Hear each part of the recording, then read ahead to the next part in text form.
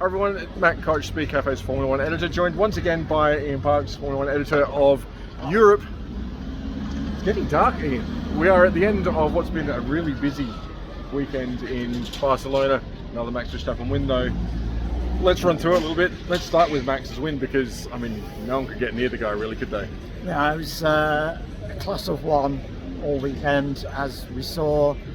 It's one of those Grand Prix that I think if you remove Max Verstappen from that classification and you just looked at the 19 other cars behind him, there was actually a decent race that unfolded, but unfortunately we can't remove Max from the occasion. He went on to complete a hat-trick of wins now, 5 out of 7 this season, 40 overall in his career, and he achieved the Grand Slam across the weekend of pole, fastest lap, leading every lap, race win. So you just got to take your hats off on some occasions, and this was one of those occasions. Yeah, and encouragingly though, there was a little bit of overtaking, so it wasn't an exciting race. Let's not get ahead of ourselves, but it wasn't as dull as we have seen at Catalunya in years past. This change to the chicane seems to have worked. Thankfully it did. We saw that. As we know, the final chicane was removed from the last sector of the track. It was done to try and aid overtaking, and as you say, we did get some. You've just got to look beyond Max Verstappen running away with it, and you could see that there was overtaking there, all throughout the field. So at least there are some positives, even if we're coming away from a race, particularly after what was a really good qualifying Saturday. We're coming away from a race thinking, that was dull. But sometimes, as I say, you just got to give credit where it's due.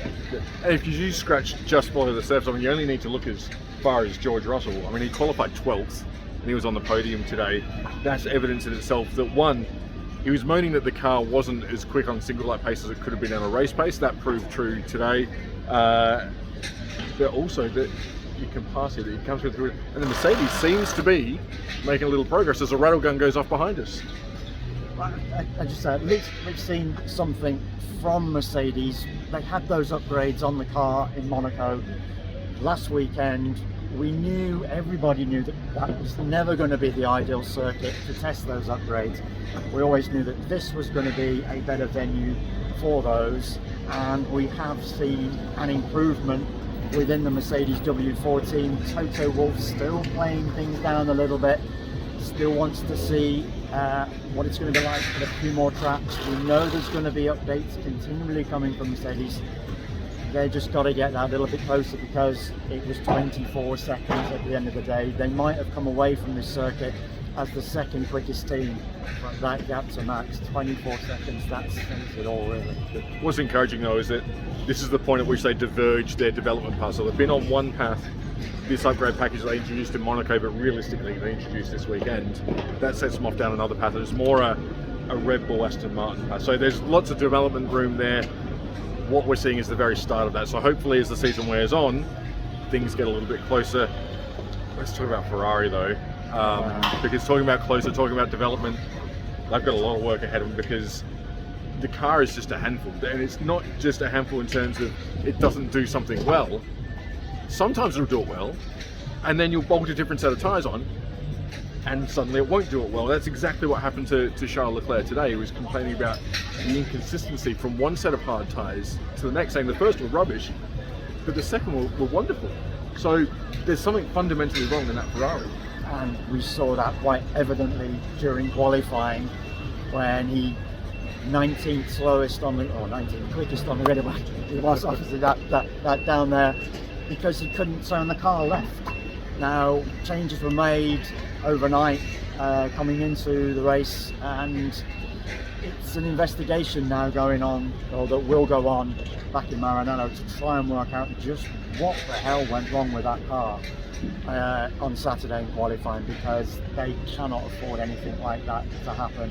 He knows that this season now is slowly starting to prove a right for him, and almost Carlos Sainz as well. Carlos starting second on the grid, dropped to 5th behind both Mercedes, and chequered. Yeah, there we go. We got there eventually. eventually. And chequered Perez, so it shows where Mercedes where Ferrari, apologies, where Ferrari are at the moment. And it's all tyre degradation. Fundamentally, the tyres, they're burning them up. A single lap is great because they can get the tyres to heat up, but on a long run, they just burn them up. They're running out of tyres, and as a result, they're going backwards. So realistically, you look at it another way, they're probably overperforming in qualifying compared to what their actual race pace is. The same could also be said of McLaren this weekend in particular, not necessarily for the year as a whole, but they overperformed in qualifying. That left them a little bit further up the grid. Oscar Piastri slipped out of the points. Lando Norris had contact on the opening lap, so he finished P nowhere, but realistically that car, even at speak to Andrea Stella, he's not confident, the team principal at McLaren, he's not confident that the car would have scored points anyway, so there's still work to do there, but some encouraging signs at least. For them, yes, we know that there is one lap pace in that car, as you've just discussed, and they've now just got to unlock the race pace.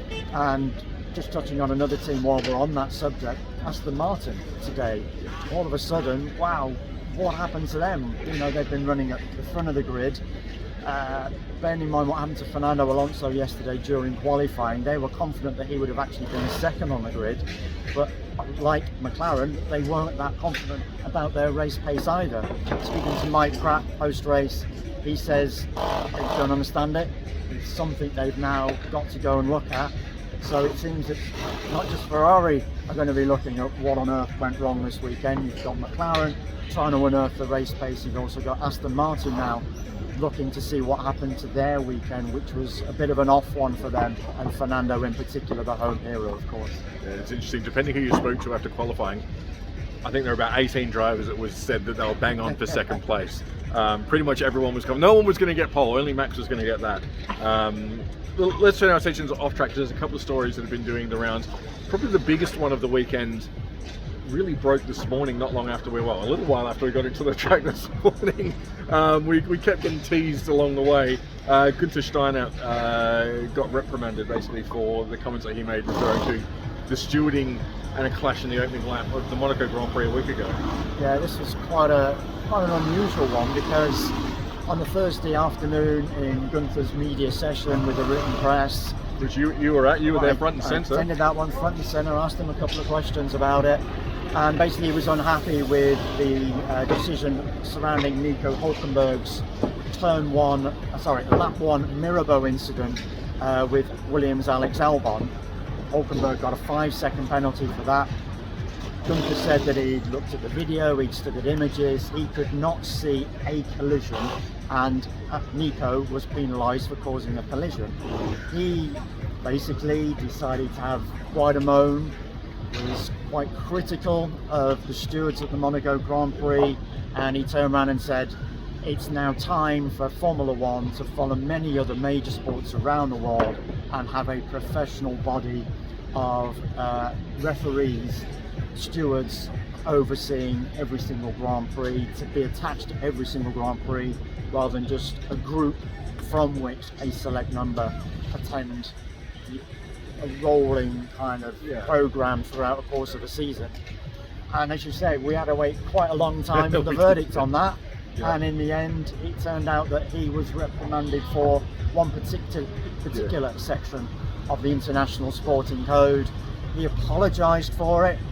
Quite personally, I don't think he has anything to apologise for, because at no point was he detrimental to anyone. Was he detrimental to the FIA? I didn't think that was the case anyway. But it's a fascinating topic. Does F1 need a permanent group of stewards? Yeah, and I know it's one week. Sorry, Matt. Yeah. And I know it's one we're going to discuss in print later this week, as you will see. Yeah, we've got a little bit of something in the works on that one, but it raises some interesting points. Not new points either. This has been raised and discussed, and we've had permanent stewards in Formula One in the past. So that's one that we will pick up. But it was words like layman and those sorts of things. That's what the FIA picked up on, and basically the fact that he used words like unprofessional. We're not calling the stewards unprofessional, it's just that they're not professional, so they are unprofessional or amateurs. So it's just interesting, it's a interpretation, I guess, of that. I share your view. I don't think there was too much for him to answer there. whatsoever. The other story, as light really starts to fade, the floodlights, you probably can't tell, are really starting to shine off the Ferrari motorhome over there. Madrid raised its head in the days leading up to this event, and I say raised its head because the future of the Spanish Grand Prix, it doesn't have a contract forever. At some point that is going to come to a close. This circuit was first raced on in Formula 1 in 1991. Some of the facilities are showing that, as any circuit does. So there's improvements that need to be made, but do they make the improvements here, or does Formula 1 simply move to a street circuit in Monaco? Not in Monaco, we already do that in Madrid. You know, we've raced on street circuits in Valencia. You know, we spoke to a couple of drivers, bit of a mixed bag. Yeah, I mean, I learned over this weekend that Madrid actually has made a very good case for hosting the Grand Prix. The Circuit de Catalunya has a contract through to and including 2026. However, I found out that there are break clauses within that contract should both parties agree. Now, Fernando Alonso came up with an intriguing point when he was asked about it on Thursday afternoon. He's basically pointed out that Barcelona has always had this bit of a up and down relationship, a lot depending on where it's at any given time in its relationship with Formula 1. At the minute, at this particular season anyway, it's doing very well, thank you very much, thanks to Fernando Alonso. We saw nearly 290,000 across the gates over these 3 days. A lot of green in the crowd. A lot of green. So it's in a good, healthy state at Barcelona Circuit de Catalunya. However, Madrid has made a very, very good case for hosting that Grand Prix. The flip side again, of course, does F1 need yet another street circuit? Bearing in mind we've already got quite a few on this calendar already. Yeah, and it also speaks to the point where once upon a time there were venues that were sacred and couldn't be touched. Doesn't exist anymore. No circuit is safe. Monaco isn't safe anymore. If it doesn't justify its way and deliver what Formula 1 needs of it, it's at risk. So if Monaco's at risk, this place behind us is absolutely not guaranteed a spot on the calendar going forward. Last thing before we wrap up is Jack doing a better weekend in Formula 2 for Jack. He's had a tough start to the year. He had a 5th in the sprint race on Saturday, 6th in the feature race. Good points. Went a little bit backwards in the feature, but you know, it's a turning point for him. He seemed more upbeat versus what he was earlier in the year. Yeah, we know that car really wasn't the best, shall we say, for one of a better description at the start of the year for him. Had a few problems with it, which we know behind the scenes he's not been too happy with. We can't go into any detail, of course. I'm sure you can appreciate that, folks. We've been told a little bit of info that we can't quite share at this stage, but I'm sure it will eventually emerge at some point. But yeah, I just say a better weekend.